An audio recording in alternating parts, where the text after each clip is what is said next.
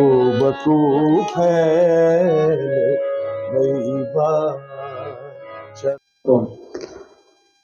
दोस्तों, मैं हूं संजय मोहन और आप देख रहे हैं द संजय मोहन शो। आज हम एक ऐसी शख्सियत के साथ हैं जिसके खून में मौसीकी, गीत और रोमानियत है। लगभग 35 वर्षों से जो संगीत की दुनिया में नाम कमा रहे हैं, आज उनकी एक खुद की आइडेंटिटी है। आइए बात करते हैं मुकेश तिवारी जी से। आज हमारे साथ हैं मुकेश तिवारी जी। सर, आपका बहुत बहुत स्वागत है। ऐसा है कि दोस्ती का जो रिश्ता है वो बड़ा मजबूत रिश्ता है।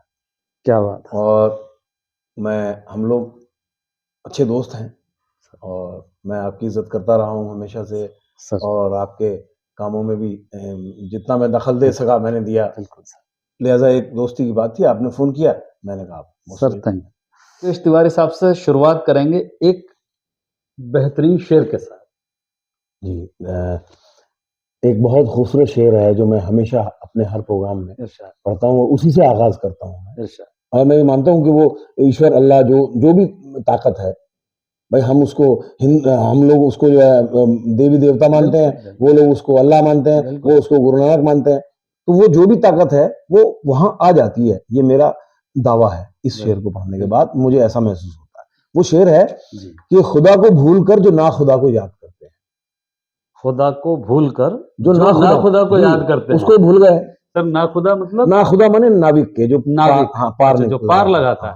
क्या बात। मान लिया मेरा आपसे काम पड़ जाए तो मैं कहूँ साहब वर्मा साहब, भाई प्लीज आप मेरा काम कर। अब मैं खुदा की वंदना नहीं कर रहा हूँ, इबादत नहीं कर रहा हूँ, मैं संजय जी की इबादत, उस पर है ये शेर।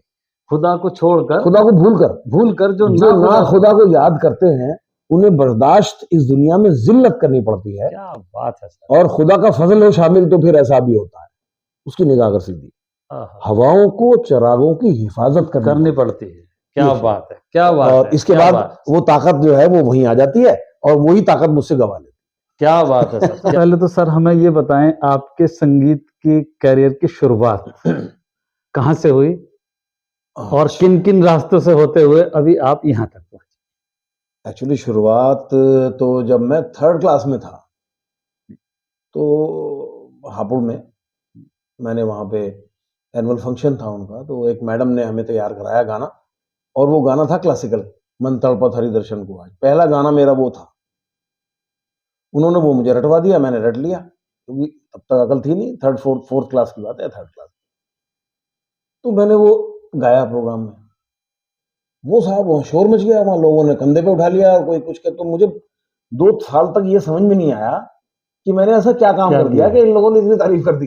तो गाना गा दिया होगा तो ठीक, लेकिन चूंकि वो गाना क्लासिकल था और वो अच्छे पे नहीं गाया जा रहा था, तो सारी टीचर्स ने हमें, स्कूल की जो प्रिंसिपल थी, अभी आज और बड़ी खुशी की बात है कि हमारी जो प्रिंसिपल उस वक्त थी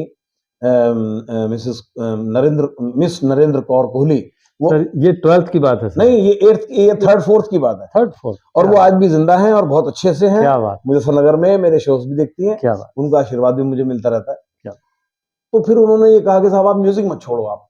तो 8th तक मैं वहां पढ़ा। इसके बाद स्कूल स्टेजेस पर, कॉलेज में आ गए। कॉलेज की स्टेज पर जब भी प्रोग्राम हुआ कभी तो मुझे मौका दिया उन्होंने, मैं गाता रहा हमेशा। और बस ये समझिए 12th के बाद मैंने एक अपना शो करना किया। मुझे किसी ने कहा कि आप एक शो अरेंज करवा दीजिए, तो मैंने अरेंज किया आर्टिस्ट। वो मेरा पहला शो था 12th के बाद। जी, 85 की बात है, 84 के बाद। तो मुझे बड़ा अच्छा लगा और उस वक्त 1000 रुपए बचे मुझे। तो मुझे बड़ी खुशी हुई। मैंने कहा ये तो बड़ा अच्छा काम है भाई इसमें, और बड़ी तारीफ हुई। सबने कहा बहुत अच्छा प्रोग्राम कराया आपने। लिहाजा मैं जुड़ता रहा, चला गया और पढ़ता भी रहा अपना, और पढ़ाई के साथ साथ मैं अपने शो भी करता रहा। क्या बात। उसके बाद देन सर एजुकेशन में कोई संगीत की विशेष शिक्षा ली है सर आप? जी जी जी। उस वक्त मैं साइंस का स्टूडेंट था, तो 12th के बाद मैंने बीएससी किया। जी, बीसीएम से, फिजिक्स केमिस्ट्री मैथ के साथ जी। और ये शौक रहा, तो संगीत का शौक बरकरार रहा। तो एक हमारे दोस्त हैं, उन्होंने मुझे एक ऑडिशन फॉर्म लाके दे दिया दिल्ली रेडियो स्टेशन का। जी जी। तो बीएससी प्रीवियस में मैं था जी। उन्होंने कहा इसको भरो और आप इसमें पास हो जाओगे। क्या तो मैंने एक साहब थे उनसे कह के तैयारी करवाई, साहब ये मुझे सिखा दो कुछ, 10 गज़लें गानी थी उसमें। तो वो साहब मैं पास हो गया। फिर मेरा हर महीने प्रोग्राम आने लगा रेडियो पे। तो सारे, अब हापुड़ छोटा शहर था, बड़ी शोर मच गया कि हमारे यहाँ का लड़का जो है वो रेडियो आर्टिस्ट है। जजमेंट के लिए फ़ोन आने लगे। तब मुझे लगा कि मुझे ये लाइन चुन लेनी चाहिए, जबकि हमारे फादर चाहते थे कि मैं साइंस लेके इंजीनियर बनूँ। इंजीनियर बने, राइट। तो मैंने उनको साफ कह दिया कि मैं नहीं करूँगा इंजीनियरिंग, मैं तो म्यूज़िक में ही जाऊँगा, मुझे अभी इतनी इज़्ज़त मिल रही है। अच्छा, घरवालों को लगा कि शायद ये कर लेगा अब, क्योंकि जजमेंट के लिए ऑफ़र आने लगे कि साहब जजमेंट कर दीजिए, क्योंकि कई प्रोग्राम्स ऐसे होते थे जिनमें जज जो होते थे वो रेडियो अप्रूव्ड होने चाहिए। तो मुझे बहुत सारे जजमेंट के फ़ोन आने लगे। तो मैंने कहा मैं क्लासिकल करूँगा। तो साहब मैंने 6 साल का क्लासिकल कोर्स किया, संगीत प्रभाकर किया इलाहाबाद संगीत समिति से, और इसके बाद मैंने एमए किया 2 साल का। तो 8 साल का शास्त्रीय संगीत का ज्ञान एक तरह से लिया, बिल्कुल। और उन 8 सालों को दोबारा से रिवाइज़ करने में मुझे करीब 5 साल और लगे। 5 साल और लगे। जी, कि वो 8 सालों में क्या किया हमने, तब तो हम एग्ज़ाम पास करते रहे। एक राग भी गाया तो उन्होंने कहा बहुत बढ़िया गाता है लड़का, पास होते चले गए। फिर हमने कहा भाई ऐसे नहीं काम चलेगा, ये है क्या चीज़? तो मैंने अगले 5 सालों में फिर उसका हर राग का बैठ के गहन अध्ययन किया। गहन, मतलब आप उसको गहरे उतरते चले गए अगले 5 सालों। जी। सर अभी आप डीपीएस स्कूल में शिक्षाविद हैं। जी, म्यूजिक एज ए म्यूजिशियन है वहाँ। जी, मैं हेड ऑफ डिपार्टमेंट हूँ। Head of the department. Sir कितने साल से वहाँ पे हैं? डीपीएस मेरठ में मैं 8 साल से हूँ। 8 साल। इससे पहले मैं 1 साल डीपीएस हापुड़ रहा हूँ। हाँ। उससे पहले मैं 1 डेढ़ साल डीपीएस एनटीपीसी दादरी नोएडा में रहा हूँ। यहाँ 8 साल से। सर यहाँ जो बच्चे हैं वो कितने बच्चे लगभग आपसे यहाँ क्लासेस में हैं? कितना रुझान है जैसे आज के यूथ का? अब मैं एक्चुअली इसमें मैं ये कहूँगा कि मेरठ में संगीत का कल्चर कम है, कम है। यहाँ कलाकारों को सम्मान बहुत करते हैं। मेरा भी बहुत बड़ी खुशकिस्मती मेरी रही कि मेरठ के लोगों ने मुझे सिर पे बैठा। बिल्कुल सर। और लेकिन बच्चे सीखते नहीं है यहाँ, ऐसा, या सीखेंगे तो गिटार सीख लेंगे, 2 महीने में कुछ थोड़ा सीखा फिर नेट से करने लगे। अच्छा। तो ये कल्चर मेरठ में नहीं है। मैंने बहुत कोशिश की मैं, लेकिन डेवलप कर नहीं पाया उसको। बिल्कुल सर। ये अच्छा, जहाँ तक स्कूल का मसला है, स्कूल में एज सब्जेक्ट जी, हमारे यहाँ एज सब्जेक्ट है म्यूजिक। जी। तो 11th-12th में म्यूजिक के एग्जाम्स एज ए सब्जेक्ट है। सब्जेक्ट है। तो उसमें जो लोग लेते हैं बच्चे ऑप्शनल सब्जेक्ट्स में, वही उसकी तैयारी करते हैं, वही लोग एग्जाम पास करते हैं। इसके अलावा सर आपने लगभग, हमने पता किया है, हमें पता चला है कि आपने कई हजार शो किए हैं। बहुत सारे शो का सर कैसा रेस्पॉन्स रहा है सर? देखिए, हम जानते हैं सर शो से एक आपको अलग आइडेंटिटी मिली, एक पहचान मिली है। जी, जी। और अच्छा, फिर मैंने बहुत अलग अलग तरीके के शो की। सबसे पहले कोई भी सिंगर जब नया नया आता है इस लाइन में तो वो फिल्मी गाने ही गाता है। रवि साहब को, मुकेश जी को, किशोर जी को, इनको कॉपी किया। और उस वक्त बड़ा क्रेज होता था शादी में प्रोग्रामों का। तो समझिए हापुड़ में हर हफ्ते में 2-2 3-3 भी मेरे शो प्रोग्राम्स हुआ करते थे शादियों में। तो मैं फिल्मी गाने गाता था, खुशी के गाने। वो धीरे धीरे, अच्छा, चूंकि हमारी मम्मी जो है वो लखनऊ से बिलोंग करती है जी, और फादर बनारस से बिलोंग करते हैं। दोनों ही एक बहुत ही कल्चरल प्लेसेस हैं। तो मुझे उर्दू का चस्का पड़ा लखनऊ से, लिहाजा मैंने सोचा कि मैं गजल को अपना करियर बनाऊंगा। तो मैंने गजल के लिए उर्दू बाकायदा लिखनी पढ़नी सीखी, मौलवी साहब को बुला के। अच्छा, संस्कृत मुझे आती थी, हिंदी इंग्लिश मुझे घर में ही आती थी, उर्दू सीखनी पड़ी। उर्दू मैंने सीखी। क्या बात। और फिर मैं जब गजल गाता हूँ आज भी तो मुझे बड़ी खुशी भी होती है। और भारत, हमारे देश की भाषा है उर्दू, बिल्कुल, और बड़ी अच्छी भाषा है। हिंदी और उर्दू बहनें कहते हैं, सब लोग हैं भी। लिहाजा उसका मुझे बहुत, उसमें बहुत ज्यादा तैयारी मुझे सीखने के लिए करनी पड़ी, तलफ़ुज़ ठीक करने के लिए करनी पड़ी। वो मैंने की बाकायदा, और अभी भी मैं गजलें गा रहा हूँ। तो एक गजल हो जाए सर। हाँ, मैं एक गजल हमारे दर्शकों के लिए सुनना चाहेंगे, पढ़िए सी सर गजल। एक थोड़ी सी छोटी सी कहानी भी है उसमें। जी जी, प्लीज प्लीज। एक गजल आपने सुनी होगी, फिल्म में भी आई है, फिर छिड़ी रात बात फूलों की। बिल्कुल सर, मखदूम साहब की। और रात है या बारात फूलों की, तो तलत अजीज साहब ने गाया था उसको। तो डीडी उर्दू के जो प्रोड्यूसर है खालिद आदमी साहब, उन्होंने मुझे फ़ोन किया और वो कहने लगे कि भाई इसकी धुन जो है बदलो। ये हम 30 साल से यही सुन रहे ये हैं। सुन रहे हैं। हालाँकि तलस साहब उनके भी दोस्त हैं, हमें भी बहुत मानते हैं। तो मैंने कहा ठीक है साहब।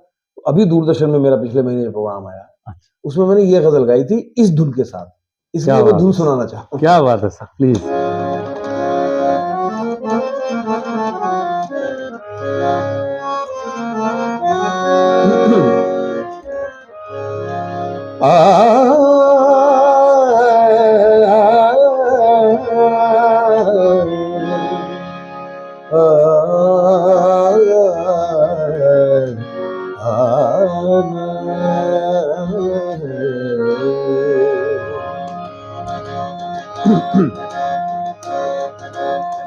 फिर छिड़ी रात बात फूलों की, फिर छिड़ी रात बात फूलों की,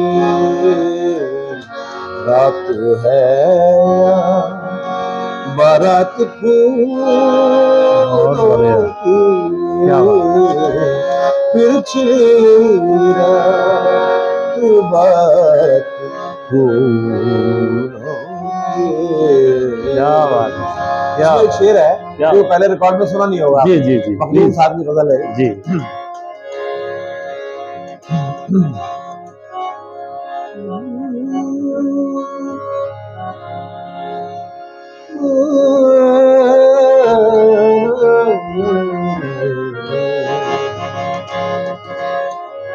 कौन जीता है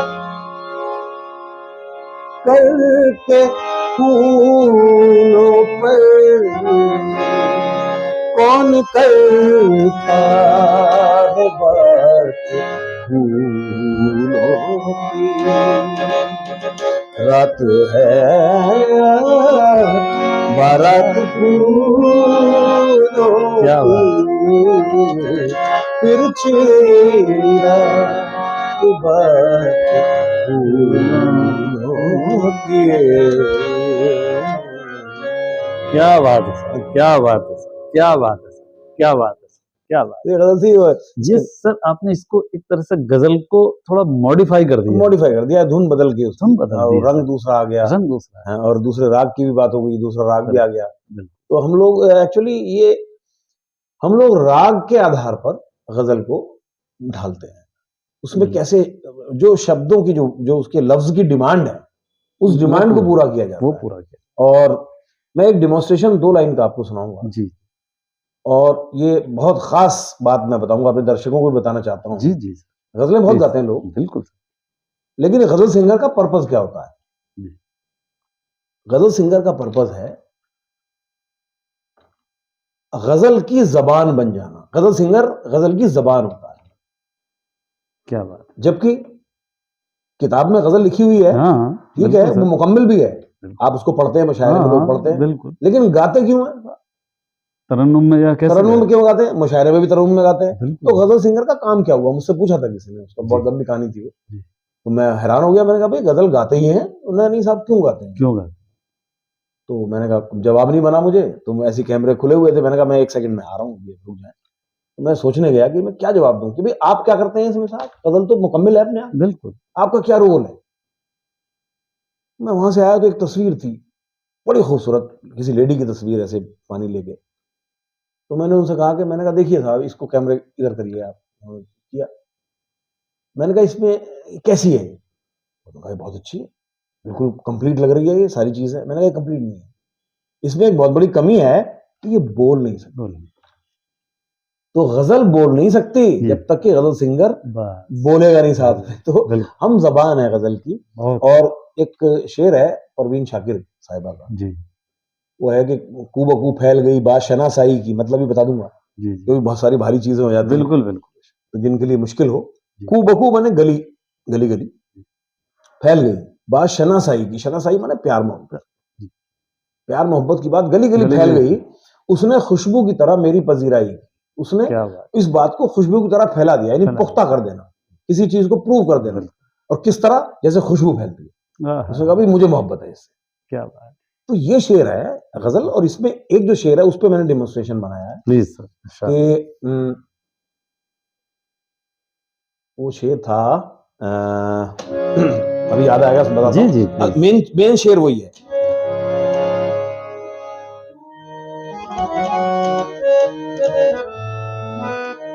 अब ये राग दरबारी में है।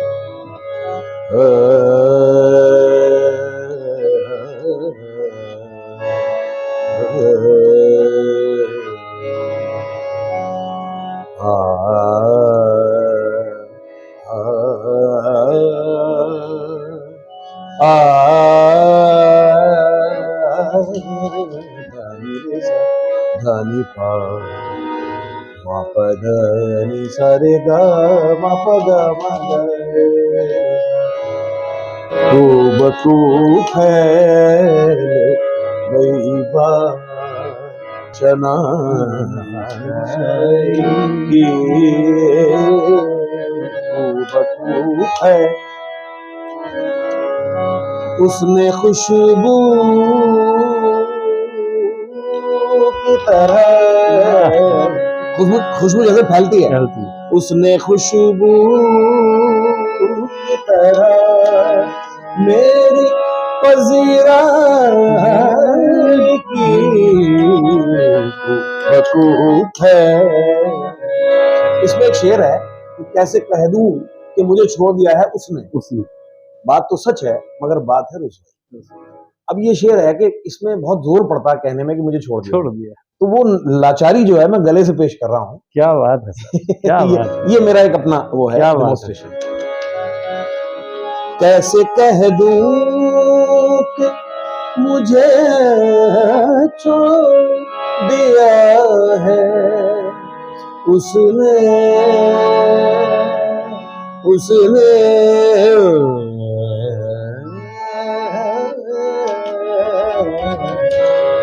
ऐसे कह दूं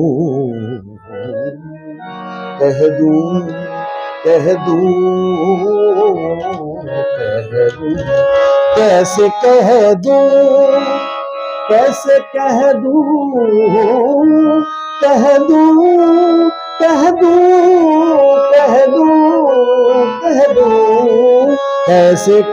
दूं कि मुझे छोड़ दिया है उसने।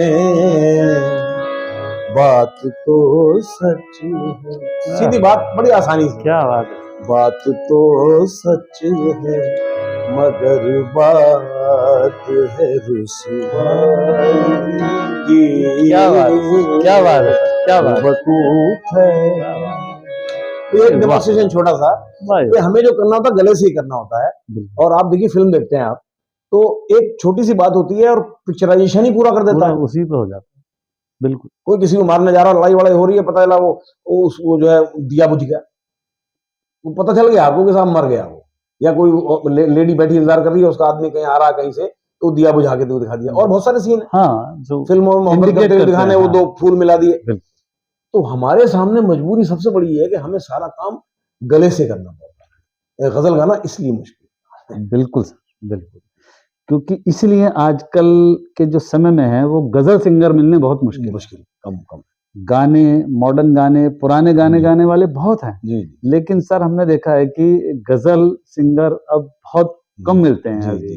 ये हमारा, इसलिए मैं बार बार बोलता हूँ सर कि तैयारी करनी पड़ती है। उर्दू का आपको अच्छा ख्याल होना चाहिए, तलफ़्फ़ुज़ ठीक होना चाहिए। अब आप गम बोल देंगे तो शनासाई बोलना है उसको। तो ये सब है। मैं उर्दू CCS यूनिवर्सिटी में 2002 से लगातार, मेरे अलावा कोई सिंगर, गजल सिंगर आया नहीं। और अभी भी 30 तारीख को मेरा शो है वहाँ। अच्छा, अभी 30 को? जी, डॉक्टर असलम जमशेदपुरी, जिसका सर वो एडवर्टाइज भी चल रहा है, मैंने देखा है। वो बुलाते हैं मुझे हमेशा। सर कोई हमें एक ऐसी गजल सुना दीजिए कि जो आपके खुद की बनाई हुई। अच्छा, कोई हम ऐसी गजल और सुनना चाहेंगे। एक्चुअली ऐसे तो बेसिकली हम लोग कंपोजर्स हैं जी, we are composers, we are not writers. तो शायर में और सिंगर में फर्क है, तो हम दूसरों की लिखी हुई गजलें गाते हैं, वो गाते हैं। बिल्कुल। एक गजल है उसकी मैंने 1-2 शेर कहे हैं उसमें। हर कदम पर नित नए सांचे में ढल जाते हैं लोग, देखते ही देखते कितने बदल जाते हैं लोग। शायद उनकी दोस्ती का अब भी दम भरते हैं आज, ठोकरें खाकर सुनते हैं संभल जाते बहुत बढ़िया, हैं लोग। क्या बात है, क्या बात है, ला क्या बात ला है, ला ला। क्या बात है सर, क्या बात, क्या बात। इसके अलावा सर अपने प्रोग्राम जो हैं आपके दूरदर्शन पे भी जो जी भारतीय जी दूरदर्शन है जी इंडियन गवर्नमेंट का, वहाँ पे भी चलते रहते हैं जी सर जी। प्रोग्राम, अब 1.5 महीने में मुझे वो बुलाते रहते बुलाते रहते हैं। हैं। अभी पिछले 3 महीनों में 3 रिकॉर्डिंग उन्होंने रखी थी और बड़ा अच्छा उनकी सीरीज चल रही है। डीडी उर्दू पे ये प्रोग्राम आता है और शनिवार में रात को 9:30 से 10 और रविवार में वही रिपीट है प्रोग्राम 1 बजे से 1:30 बजे तक। ये एवरी मंथ होता है सर प्रोग्राम? जी जी एवरी मंथ। जो हमें पता चला है कि आप 20 से अधिक इंस्ट्रूमेंट लगभग बजा लेते हैं, जी। सर क्या ये सच्चाई क्या है, प्लीज हमें बता दीजिए। सच्चाई तो सर ये है कि जैसे गाना जो है अव्वल है, गाने को बादशाह बताया गया है और साज़ों को वज़ीर बताया गया है, क्या बात है, पीछे चलते हैं। क्या तो जब गाना हमने सीखना शुरू किया, तो उसके साथ-साथ लगा भी तबला भी सीख लें। तो हमारे बड़े भाई की तरह दोस्त लोग थे, उनसे सीखते रहे। फिर एक और गुरुजी थे वो गिरीश गुप्ता साहब हापुड़ में थे, अब इंतकाल हो गया उनका।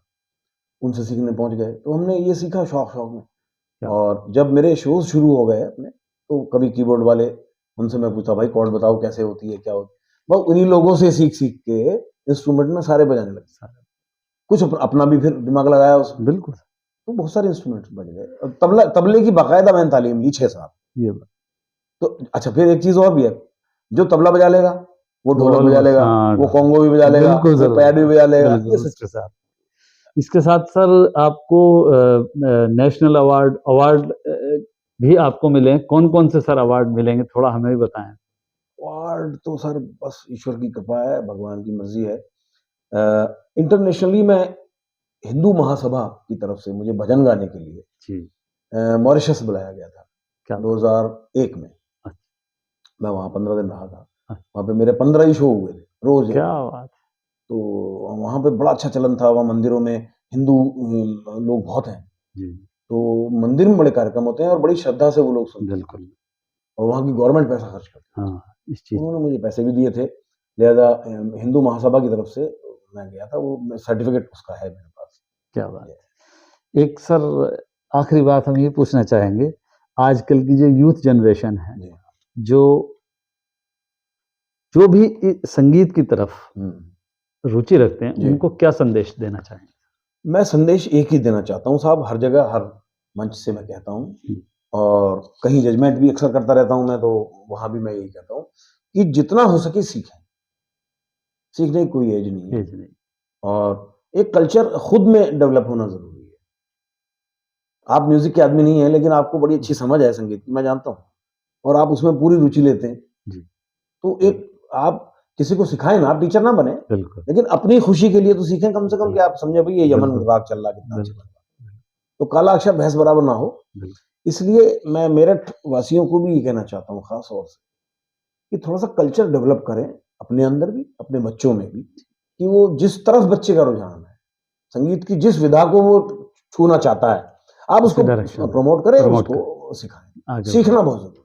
मैं आज भी सीख रहा हूँ, मुझे अगर लगता है कि ये कोई अच्छा जानते हैं, तो मैं उनके पास पहुँच जाता हूँ, उनसे रिक्वेस्ट करके साहब ये चीज़ मुझे सिखा दीजिए। क्या बात है, मेरे बच्चों के काम आ जाती है, मैं टीचर हूँ, तो क्या बात है सर, लिहाज़ा सीखने की कोई उम्र नहीं है और उम्र सबको सीखना चाहिए, ये मेरा संदेश है। Thank you. तो ये थे हमारे साथ गज़ल सम्राट मुकेश तिवारी जी। सर बहुत-बहुत धन्यवाद, आज आपने हमें समय दिया, बड़ी इसके लिए मेहरबानी। हम आभारी हैं। Thank you so much. Thank you. शुक्रिया।